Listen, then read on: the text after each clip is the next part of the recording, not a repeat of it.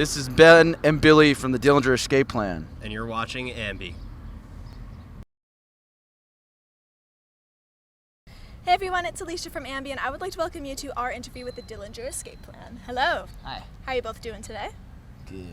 Good. I just want to say thanks for having a chat. Thanks for waiting for us. She's a very patient young lady here. It's worth the wait. I'm very excited to be doing this. All of sound check. Yeah. It was good to watch. You guys sounded awesome. Makes me more excited for tonight. Cool. Awesome. Yeah. So it's an exciting time to be in the band because Dissociation is coming out in a couple of months. Right. That's true. Just let your fans just give us a little bit of insight. What was it like putting this whole thing together? I think for us there was a lot, each of us were kind of dealing with in our our personal lives that have like reflected the content of the record as well as the time making it. And for me personally, it's probably, of the three that I've done with this band, this is my personal favorite. So I'm really excited for people to hear it, and I'm also really relieved to never have to make this record again. How about yourself, Ben? Well, this is what I've been doing for 20 years. If I can't do it by now, I can't do anything. It's the one thing, like, he's right. Everyone was going through personal things. We kind of, Billy and I spend the most time together out of the whole band, but a lot of the guys live in different places. Yeah. Liam has like a baby, Greg's in LA. Like, we're all doing different things, but one thing I know, that regardless of what's going on in our lives, we know how to make a fucking Dillinger Escape Plan record, even if we can't do anything else. So I never really worry about that. We really can't do anything else. We're not good at anything else, but I just got a camera. I'm learning photography. yeah. I'm gonna. So you can maybe do I'm one gonna other work thing. at weddings and bar Yeah. mitzvahs, sweet 16s. Exactly. Get gigs. Lots to look Every time I forward walk in the room, he's holding the camera. He'd be like, you'd look more comfortable with your clothes off. That's just if you're comfortable. It doesn't have to. It's just the lighting and it's like how we sexy, how we first met. Yeah. But things Okay, have changed. Cupid. Yeah. eHarmony. Yeah. What's You it? don't even remember. I don't know. I can't keep up with them these days. I have a profile on everything. Yeah. Well, Greg has before shared that he feels that this is the weirdest record that you guys have ever released. Do you agree with that? Do you feel it's a little weird, a lot different? I actually do think it's the weirdest. Now that you listen to it, it takes a lot of twists and turns for sure. It's also the first album that we've made where we've had material we didn't even put on it. So that's kind of cool. We usually struggle to get enough material to fill an album up. Now we have a body of work that's not even on it yet. So I mean, there may be stuff flapping and flopping out, Yeah. leaking out, or stuff we just leave and no one ever hears. So Yeah. that's kind of interesting. The demo folder, like just the folder we have for this record, is Yeah. like 3 times the length. Many All gigabytes. these ideas, Really? we just kept on running, because when we write, in very small increments of chaos. If we get like And 10, then try to 20 squish it all seconds of together. music out of a practice, we're like, cool, So let's we go eat. celebrate. Yeah. Like, let's go. Job done. Yeah. How many songs do you think there were in total by the end of it? You never really know when you're making it, because you don't even know where the song starts or where the song ends. Yeah. Yeah, I mean, until we have a it's done. folder full of ideas, and And- some of them, some people would consider songs, and Yeah. others wouldn't. Plus, like, we're at a day and age where, like, we record things digitally, so it's like things are constantly getting changed, like up until the point where it's actually finished. Yeah. And it keeps evolving until it's finally all said and done. Songs are never finished; they're just abandoned.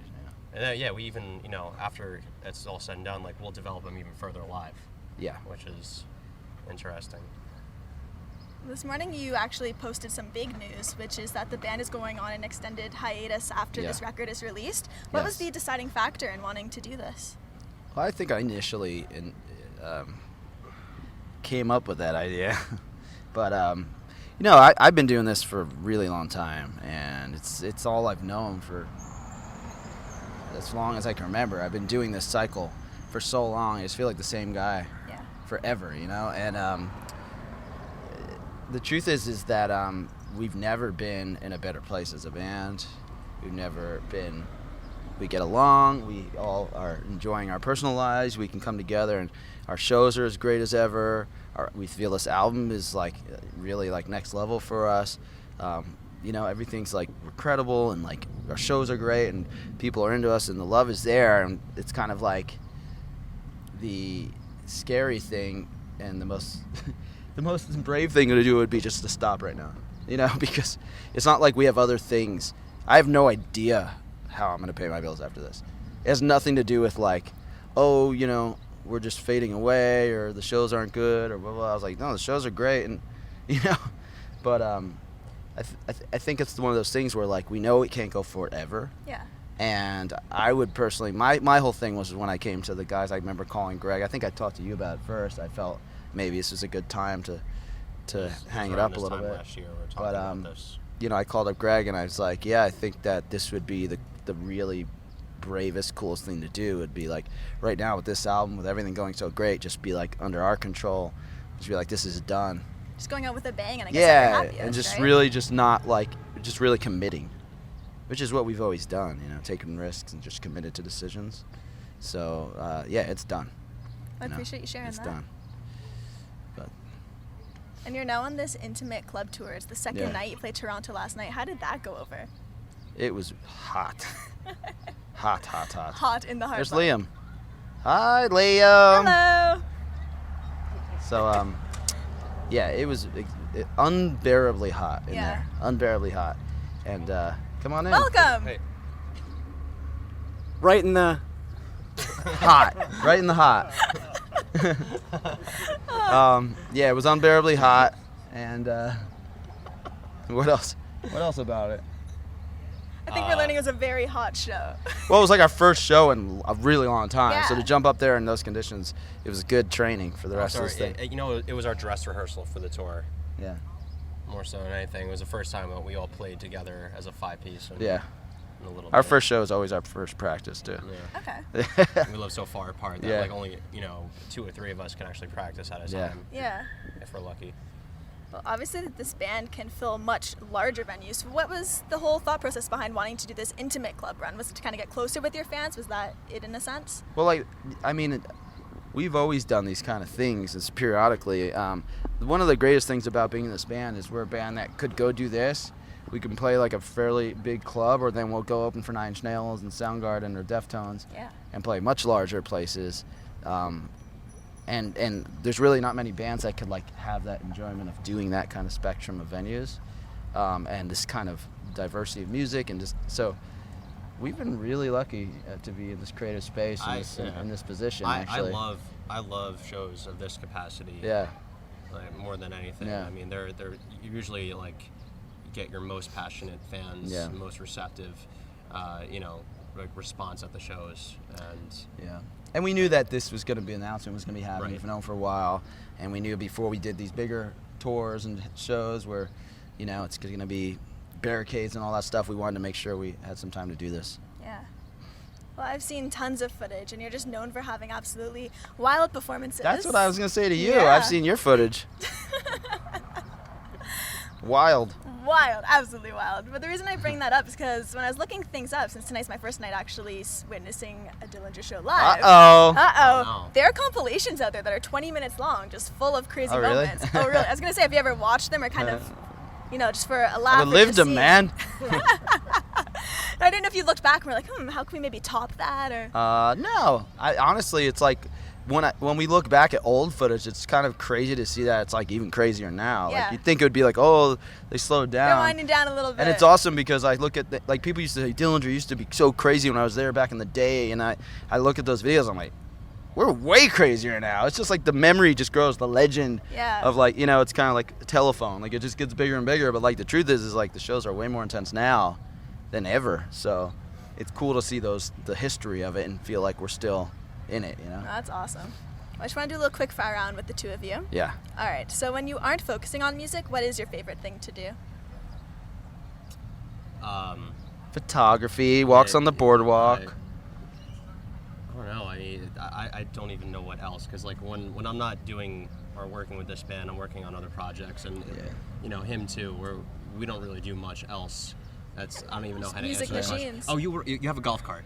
I have a golf cart. He rides a golf cart in the woods. Yeah, all over and the place. Scares the living shit out of I was me. going to say, do you race in it sometimes? He goes like 50 miles in the woods like a psychopath, like the smiling. trees. Yeah. nearly like get my head chopped off. And I'm like, all right, cool. Glad we're still writing this record. And I just bought 2 baby pygmy goats.